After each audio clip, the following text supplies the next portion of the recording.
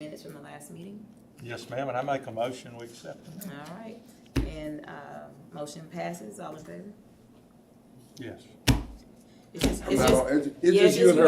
It's just you and me? today. Oh, It's just you and I okay. today. I'm sorry. It's just you and I. So, on new business, we have Chief Blankley, who is discussing the resolution authorizing the Tuscaloosa Police Department to sign a memorandum of understanding with the United States Marshal Service for Fugitive Task Force. Good evening, Council. This is probably the third or fourth one we've signed this year with the United States Marshal Fugitive Task Force. Anytime they have an update on any kind of equipment that's covered or overtime, we have to sign a new task force if they have a change in leadership. This one would set out some new overtime guidance as far as reimbursements. The only difference in this one and the ones prior. It's a standard MOU that we exercise with all of our federal task force. All right, got any questions on it? Just for the record, I'm a huge fan of the United States Marshal Service. Yes, we house the Marshal Task Force at TPD. They do an amazing job for us. It's made up of local agencies as well as the federal U.S. Marshals, and they do an amazing job for us, and they are vital to our success at the police department. All right, if there's no more questions, Do we need a motion? we do need a motion. I make a motion. And say all in favor? Yeah. All right, motion passes. Been informed I'm the alternate. You are the alternate. Thank you for joining us on our last agenda item. So next we have Chief Blankley and Scott Holmes to discuss the new state permitless carry law. I will let Esquire Holmes take the lead on this. Thank you. Thanks, Chief. I do have with me here Representative England from my office, who has been helping dissect this, along with Kim King, who stepped out, but she should be back in here. I think that's probably her coming in that door now. As you guys know, the last session of our legislature, the state passed some new regulations regarding concealed carry permits and their requirements with the state. So I wanted to give you a sort of a very, very broad overview of what this does. Introduce you with a little more specifically some of the areas that would still be protected from people being able to carry handguns into, and also express a couple areas of concern we have that I think would probably be best remedied by seeking permission from this body to ask an opinion of the Attorney General, which is something you will rarely hear me ask. Generally, we are, and Mr. Busby, I know one of your questions before we got started was, are you going to tell us what we can do about it? And that's a pretty short answer, because the state a long time ago preempted municipalities from enacting any type of firearm legislation. And so short from legislative efforts on the lobbying side and requesting opinions for clarification for the Attorney General, there's very little this body can do.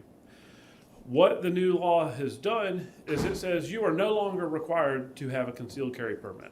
And so if you want to carry a gun on your person or in your vehicle concealed, unless you are otherwise prohibited from having a gun by state or federal law, then you are now able to do that without having to have a background check or any interaction with the sheriff's department, any type of registration that you would normally have with a pistol permit. There are a couple places that this law carves out and says you can still not have a gun. And those places are a police station, a sheriff's office, or a highway patrol station, prisons, jails, halfway houses, detention facilities of that nature, facilities that provide inpatient psychiatric care, courthouses, including their annexes and district attorney's offices, as well as county buildings when a county commission, or a city building when the city council is currently in session. A facility hosting an athletic event not related to or involving firearms, which is sponsored by a school, college, or university, unless you have a valid pistol permit. And I'll come back to that. A facility hosting a professional athletic event not related to involving firearms, unless you have a valid pistol permit. Or a facility in which access is limited during normal hours by the continuous posting of guards and other securities. And so you heard me mention a couple places that you could still take a handgun into if you have a pistol permit, because we do still have pistol permits. Now, even though you're not required to get one to carry concealed in this state anymore, if you are someone who maybe travels to a state that has reciprocity that does require a pistol permit, you may still want to get one. But that wrinkle sort of gets into our areas of concern. So you have state law. This is a fairly frequent feature. If you guys will think back to some of your original ethics training and orientation, you remember I brought down the big bookshelf that was completely full of black books. And so that's the state code. And so when legislator introduces one act, that act may amend 30, 40, 50 different places of state code. And you have things just woven in and out. And so you may have something over here. This act addresses that topic, but doesn't address that specific area of code. And so you may have now changed the meaning of that area of code. One of those areas is, are some instances in which someone with a pistol permit, we believe, now may have sort of extra privileges, right? Some of those areas that have now been created a gray area, and I'll kind of give my overview. I'll let the experts that have really worked on this speak up or answer any questions if we need to. Is there's some real conflict in the law as to whether or not somebody with a pistol permit could walk into one of our schools. That's an area where we would like clarification from our Attorney General. In this county, you can get a pistol permit as young as 19. Even an adult in a school with a pistol permit is, in my opinion, a frightening prospect. There is some gray areas to whether or not places like our mall can prohibit you, if you have a pistol permit, from entering their buildings with a handgun. Again, I don't know what the legislature intended with this. It's all over the place. But is what's always been a very strong property rights state. Telling people what they can and cannot forbid on their private property is a bit of a change from what we're used to. The other area that we would like some clarification is they created what they call a duty to inform. And so this will be very familiar to Mr. Fail. Mr. Fail, I imagine during your law enforcement career, you make a traffic stop. You may ask the person in that vehicle if they have any guns or weapons on them. So in the past, that's always something officers have asked. Now, the person's never been required to answer them truthfully. This creates a duty to inform, which says if an officer asks you if you have a handgun on you in the vehicle, you have to tell them truthfully whether or not you do have a handgun on you. That's whether or not you're legally allowed to have that handgun or whether or not you possess it illegally. You must inform that officer. What they didn't do is create a penalty section for that provision under our opinion. Well, no penalty section equals unconstitutionality due to lack of due process, because you should know the government's told you can't do this, but they haven't told you what your punishment is. There are several cases that say that violates the Constitution. In addition, I think there are some concerns as to whether or not Fifth Amendment rights are implicated. Really, our biggest concern is whether or not it is just facially unconstitutional. The problem is that subjects chiefs folks to a great deal of difficulty in enforcing the law. If we can't enforce someone now being required to tell officers whether or not they have a handgun on a traffic stop, that puts his guys both in physical danger, but then now ultimately if they find that handgun during a search for another reason and that person didn't answer and we arrest them for that offense, and it's unconstitutional, that now puts them in legal jeopardy, and obviously creates additional work for city attorney's office. What we would like to do is come back to this council as a full body with a resolution authorizing my office to send a list of questions down to the Attorney General's office and see if we can get some answers to some of these issues. And I'll answer any questions. I'll let chief give his opinion on it. And certainly Chris and Kim have spent hours and hours and hours debating this, digging through all the changes and all the regulations, and are far more knowledgeable to the fine details than I am. Mr. Holmes, you need a resolution from this body authorizing you to send a list of questions to the Attorney General? Yes, sir. Why? Because that's what state law requires. You can't just do You it. can't communicate with the Attorney General? I can't, As the I city can't, attorney? I can't request an opinion, no, sir. You may recall this came up during Okay, some election issues re- previously. Is requesting an opinion, is that sending a list of questions? It is asking, we formalize questions almost like you would in a legal brief, and we send those questions to the Attorney General's office requesting an opinion back from him to answer those questions. Just a comment. Yes, sir. I can see why law enforcement is not happy with this law. Yes, sir. And my thought is, let's get the opinion about what we can do. Yes, sir. It's quite frankly, it's scary. This law was heavily scrutinized by the Alabama Association of Chiefs of Police and the Alabama Sheriff's Office. Every pretty much police chief and sheriff was against going to this, just for multiple reasons. What I would have liked to have seen is, hey, let's make handgun permits free. That way the background checks are done and that kind of stuff, but we're kind of past that point. Our thing is the way the law is written. Like Mr. Holmes said, they put something there saying we can arrest for this, but then you don't have a penalty, so we can't arrest. And that's the frustrating part is, we're trying to do things the right way, but it wasn't spelled out to where we can actually go forward with that and actually make an arrest on that. So we've kind of stepped back after talking to the city attorney's office because we don't want to do anything that's unconstitutional. So that's why we're not making an arrest on it right now.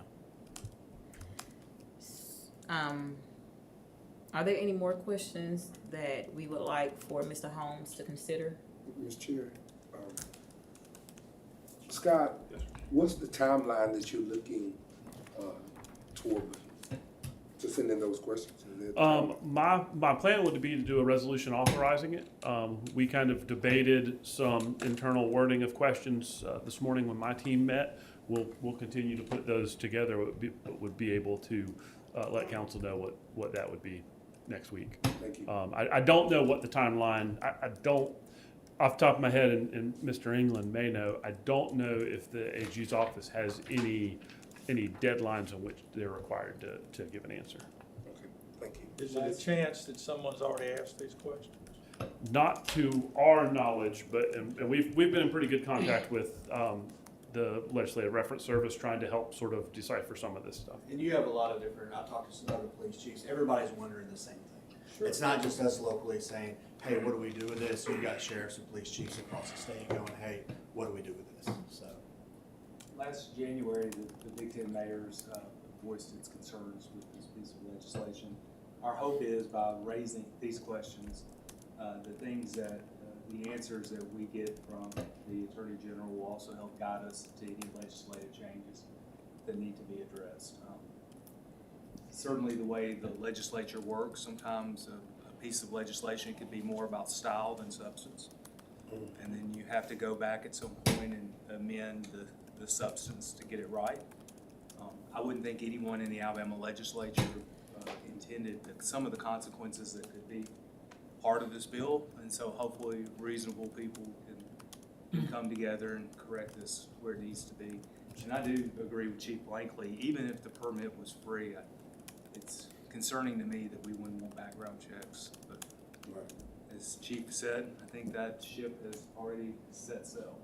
And the permit was never required to carry a weapon, It's carried a handgun, Right. yes, sir. You had to have a as handgun. long as it was concealed. open. To carry concealed, yes. You have a open The only carry. needed it was concealed. Yeah, but anytime it's inside a vehicle, it is concealed at that point. Okay. Mr. England, can you give us any insight into how and why this passed? I mean, that permit for concealed weapon.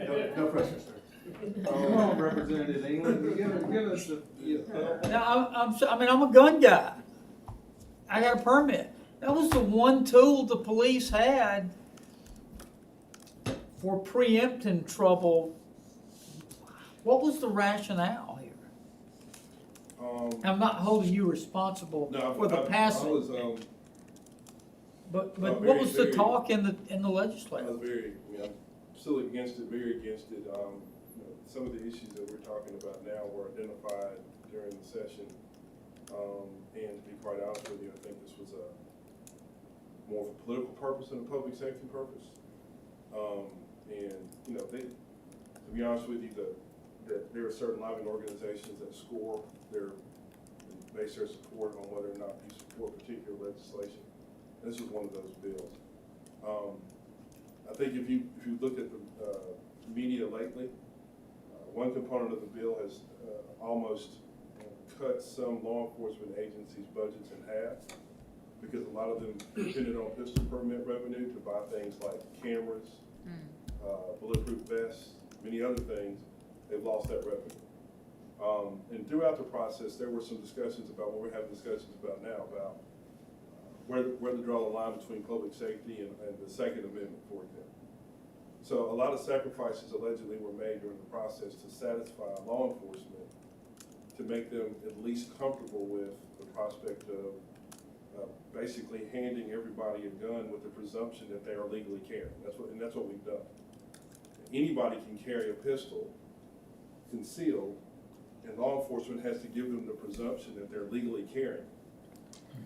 Well, so in order to kind of combat that, we put this duty to inform law in place.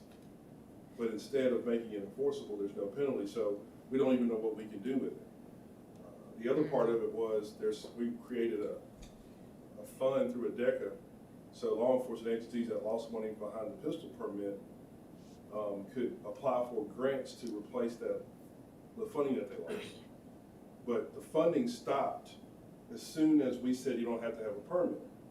So when you go back and make your funding request for the money you lost, it won't be representative of what your budget was, because as soon as we passed the law back in March, that's when the budgets were slashed, because people stopped going to get permits.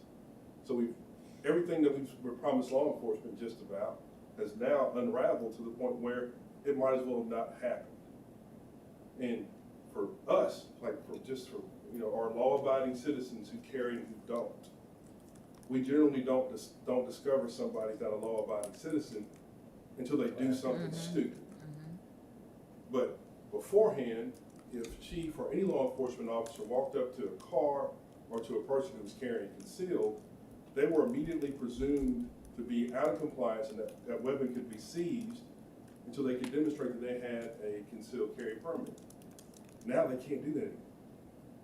So if you're asking me why the legislature did something stupid, we can go on all day long about that.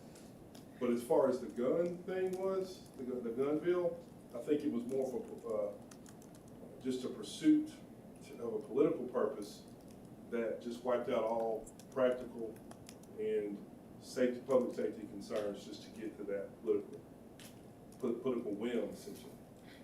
So here we are.